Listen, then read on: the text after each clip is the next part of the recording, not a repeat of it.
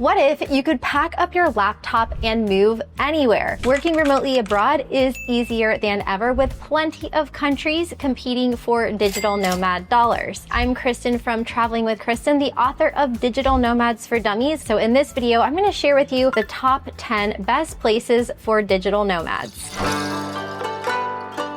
10th on my list is Japan, which is one of my favorite countries in the world for so many reasons. You have some of the friendliest people on earth, beautiful nature and landscapes, amazing food, and endless culture. And it's also a great place for digital nomads. Japan is super safe. It's one of those places that I personally feel comfortable walking around as a solo female traveler. And it's also a place that if you left your laptop in a cafe or a restaurant, it would probably be there when you get back, or it might even be in the lost and found. I once lost an umbrella on a Japanese metro, and it was like the whole entire security team mobilized to help me find my umbrella. That's just the way things go there. But Japan also has a lot to offer if you're going to be working online. First of all, they launched a new digital nomad visa a couple years ago, which actually doubles the amount of time that you could stay there with your passport. It used to be 90 days, but if you get this visa, you can stay for up to 180 days. You could spend a lifetime in Japan and still find things to do, from hiking and skiing in the northern island of Hokkaido to exploring the streets of Tokyo, lounging on the beaches of Okinawa, or finding your inner zen at one of the country's more than 100,000 temples and shrines. I once spent 3 months in Japan during cherry blossom season, so I'll link to some of those videos in this description below. Now, although Japan is an amazing place, no country is perfect, and every country has its pros and cons. Some of the downsides to living in Japan are, first and foremost, the location. If you're going to be working in North American time zones or in Europe, you could be working all night long. I remember one of my friends at a co-living space in Tokyo, he worked California hours and he used to have to go upstairs to the co-working space at midnight, work the night shift. So make sure to keep that in mind if you're going to be going there for 3 months or 6 months. Also, the language barrier can be tough. I think you can get around with speaking English, but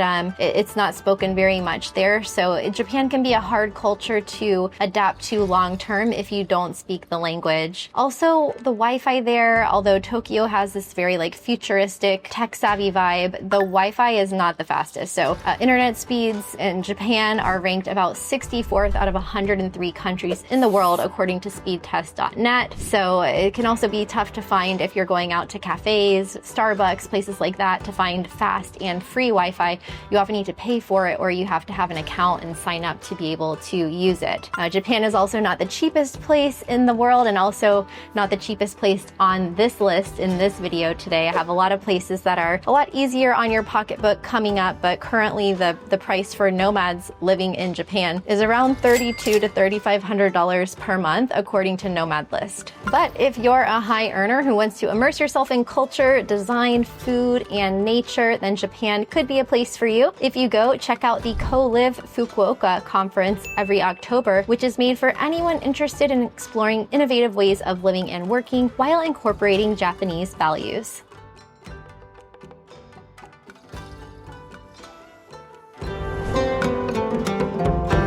If a luxury lifestyle surrounded by shopping malls, high rises, and plenty of people speaking English appeals to you, consider the United Arab Emirates. The UAE's remote work visa is one of the easiest, quickest, fastest to get in the world. According to some Redditors that I saw online, they got their visas in as little as 24 to 36 hours. So if you look on the website, it says 1 to 2 weeks, but in a day or so, you could be working in somewhere like Dubai or Abu Dhabi. So this area of the world has a lot to offer as far as location, innovation, networking. There are a lot of foreign residents, especially in both Abu Dhabi and Dubai. So if you're looking to go somewhere for networking, if you want to be around other entrepreneurs, and also a lot of Europeans who are going there for optimal tax purposes, then this country could be for you. To qualify for the UAE Portuguese remote work visa, you need to earn at least $3,500 per month through a company outside of the UAE. This country also ranks in the top 4 for fastest internet speeds in the world, just after Singapore, Hong Kong, and Chile. It also has warm to hot weather year-round if you're looking to escape winter, and Dubai boasts the world's busiest airport with more than 2,000 flights daily. While the UAE has a lot to offer for remote workers from around the world, it also has some downsides. The weather can get really hot, especially in the summer, so you'll find that this is more of a seasonal place when it's winter in the northern hemisphere, and it also comes with a price. According to Nomad List, the current cost of living in the UAE is between $3,800 and $4,500 per month, but if you're looking for a lot of sun, networking, and a luxury lifestyle, the UAE could be for you.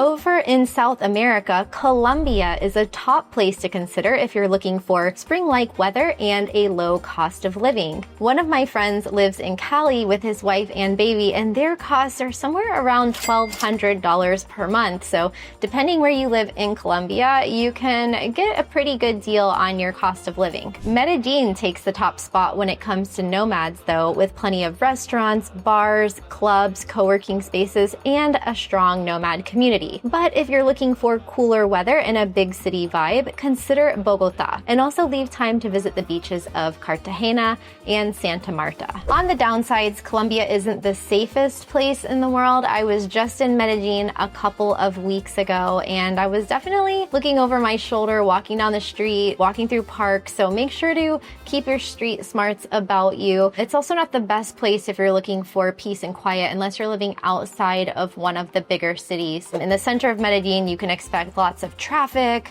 music, construction. So if you're looking for a peaceful getaway, definitely try the outskirts of town or smaller villages, but you might not have as good of infrastructure there. Colombia is for you if you have a budget of around $1,500 per month and want to stay in the Americas time zone while enjoying good weather, food, and fun. It's also a great place to learn Spanish. So you could go for the digital nomad visa here or a study permit to learn Spanish. And in both cases, you can get about 2 years to be able to stay in Colombia.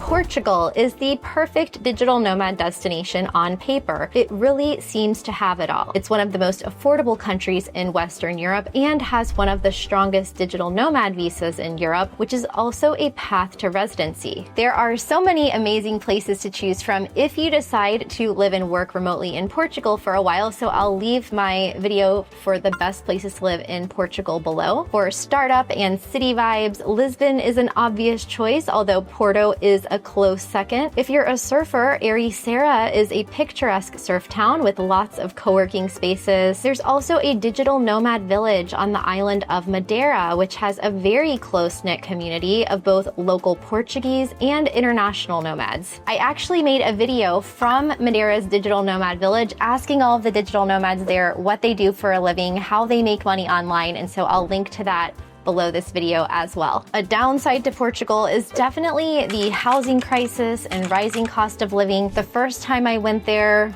almost 8 years ago now, 10 years ago, you could still find long-term rentals under €1,000 per month, furnished or semi-furnished, but these days you'd be lucky to find something around €1,500, 1,800, 2,000, especially if it's short-term. So I'll link to a website called Flat.io that you can find reasonably priced mid-term rentals in Portugal.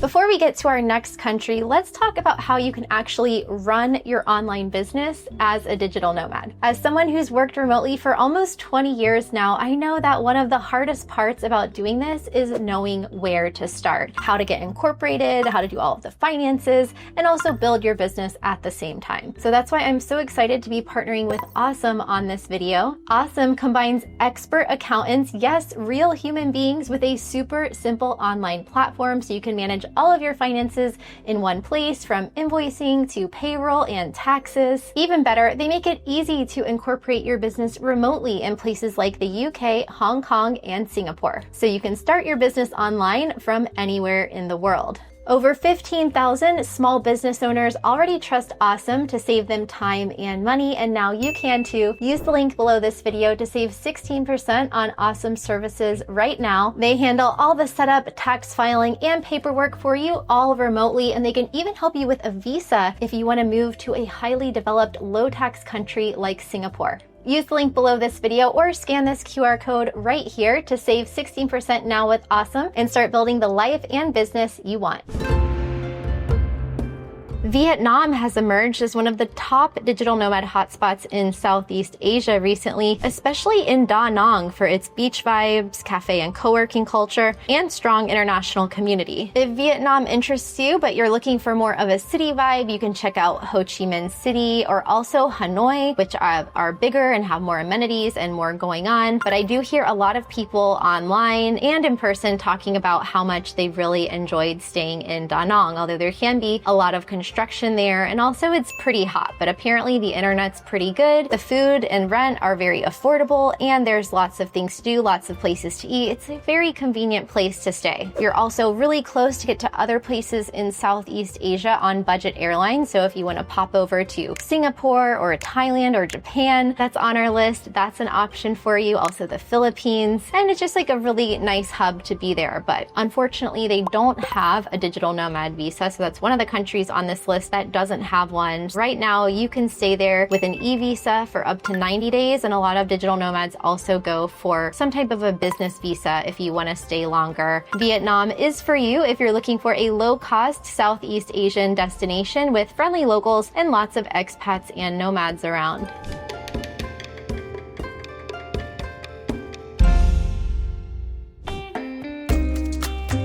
Georgia is one of the most nomad-friendly countries in the world where you can still live on a modest budget. It's also one of the few countries where citizens of many different nationalities can stay in Georgia for up to 1 year on a passport. So that's almost unheard of. Just a few countries in the world offer that, but they also do have a remotely from Georgia visa. In Georgia, the capital of Tbilisi is a top location with a strong arts, cafe, and co-working culture, but Batumi on the Black Sea is also growing in popularity as a summer hotspot. Entrepreneurs really love Georgia for its really simple business setup there. It also has a lot of tax-friendly policies. I have a friend who's been living there very happily for years, bootstrapping his business while living on a budget, and he really enjoys the people, the culture, and also the food and wine. On the downside, you won't find much of a nomad community outside of those hubs, and also the infrastructure can potentially not be as good if you're going off the beaten path, but overall Georgia has pretty good internet speeds and a lot of remote workers, also a lot of remote workers from Ukraine as well. Another downside, depending on how you see it, is the location. It can be a little bit isolated there between the Black Sea and the Caspian Sea, so it's a bit farther to travel if you want to go to Europe, if you want to go to Africa, but it is closer to Asia.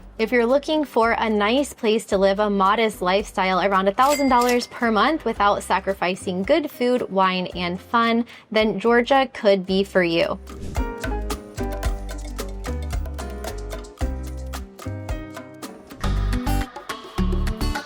Croatia was one of the first EU countries to launch a digital nomad visa back in 2021, and it's still going strong. You can use it to stay in Croatia now for up to 2 years, so it's one of the longer visa terms out there. If you've never been to Croatia before, it is absolutely stunning. The blue water with the stones and the historic buildings, it's just beautiful. You've got a lot of things to do, from sailing down the Adriatic coast to all of the nightlife. There's lots of history, hiking, and nature, especially if you go inland from the coast. And it also has great food and wine. It's a perfect spot as well if you'd like to take a road trip through Italy, Slovenia, or the Balkans as well. Croatia also has a strong nomad community through the Digital Nomads Croatia Facebook group and also the Digital Nomad Association in Croatia. On the downside, it is part of the Schengen zone now, so if you're not on the Digital Nomad visa, it will count towards your days in the Schengen in Europe. And, you know, it's no longer so much of a hidden gem. People are well aware of the benefits of traveling to Croatia, and so that has put some upward pressure on prices. There's a lot of tourism there. It can get really hot in the summer, especially in places like Split and Hvar. So in those times, you might want to go a little bit inland, maybe check out the capital of Zagreb, kind of get away from the summer tourist crowds.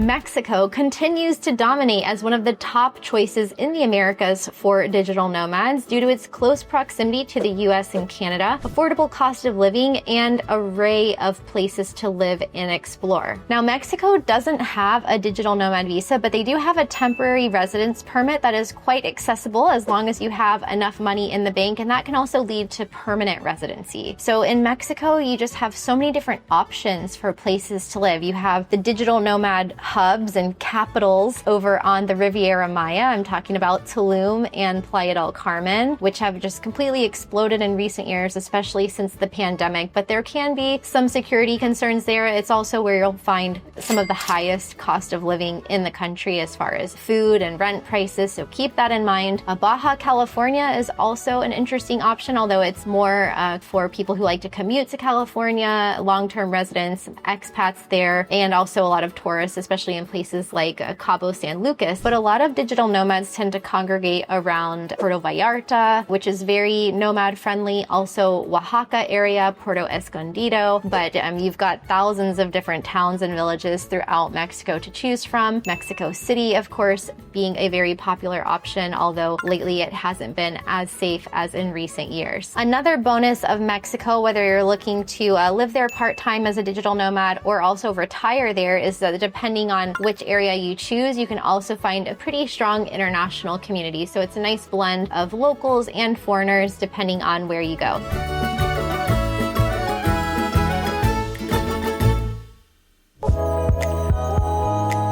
No list for digital nomads can be complete without Indonesia on it, because Bali has ranked towards the top of Nomad list for as long as I can remember. Maybe since the beginning of that website's ranking system. I've been traveling to Bali for 20 years, and although it's changed a lot during that time, it's gotten more expensive, more crowded, much more tourism. It's also become more developed as far as having like better infrastructure, better internet, more places to stay, more restaurants, more things to do. So we've definitely got some trade-offs there, but it's not as quiet and peaceful in certain areas as it would have been 20 years ago. And I remember the last time I was there, I was talking to a guy who owned a yoga retreat, and he said that he kept moving around Bali, and that eventually if it got too crowded, he was going to move on to a boat. So that can kind of give you a little bit of insight into the situation there. There've been a lot of protests there, anti-tourism protests. There's really bad traffic in certain areas of the island. But if you want to move to a different part of the island, or even different islands throughout Indonesia, of which you have plenty to choose from,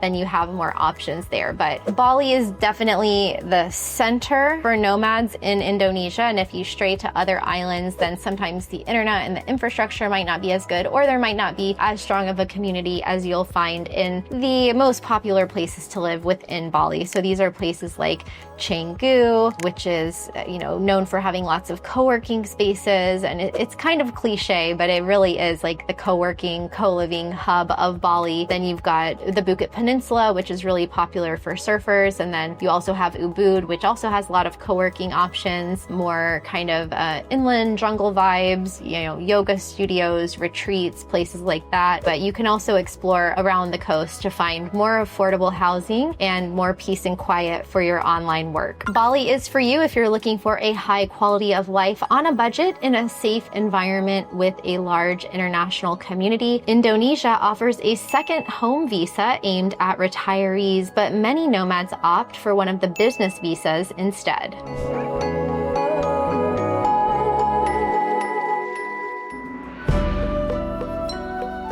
So the internet has spoken. Nomad list, Reddit, many top nomad lists, and Thailand is still the top place for nomads this year, and for good reason. First, you have Bangkok, which is always ranked at the top. It's got a low cost of living, so much to do, very dynamic city, lots of energy, so many people, very hot. But you've got the markets, you've got all like the hotels, shops, temples, and you also have very fast internet. Even 10 years ago, I had like fiber optic internet in Bangkok. So it's a really great place to live cheap and work remotely from, and also has a really diverse international community. You've got nomads passing through. You also have long-term residents from all different countries around the world. And it's just a really fun place to be, with amazing food, of course, and very friendly people. Then in the north, you have Chiang Mai, which has been one of the digital nomad capitals of the world for a really long time now, and a very walkable, a lot smaller city, a lot more close-knit. You can,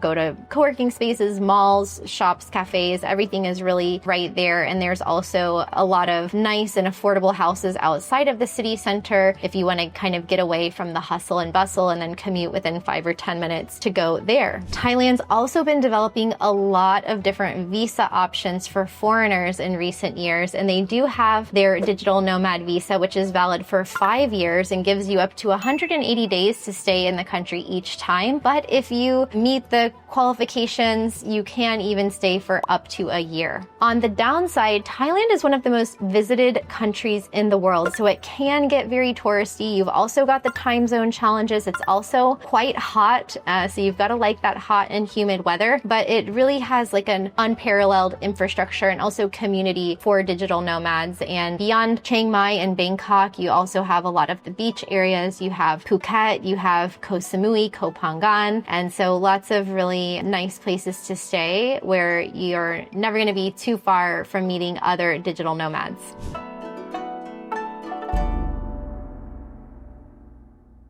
Let me know which of the places in this video that you'd like to live and work remotely from, or if I missed any countries, then comment below. And if you're interested in becoming a digital nomad, then you can pick up my book, Digital Nomads for Dummies. I'll also link to some more videos here about how digital nomads make money online and the top ways to become a digital nomad.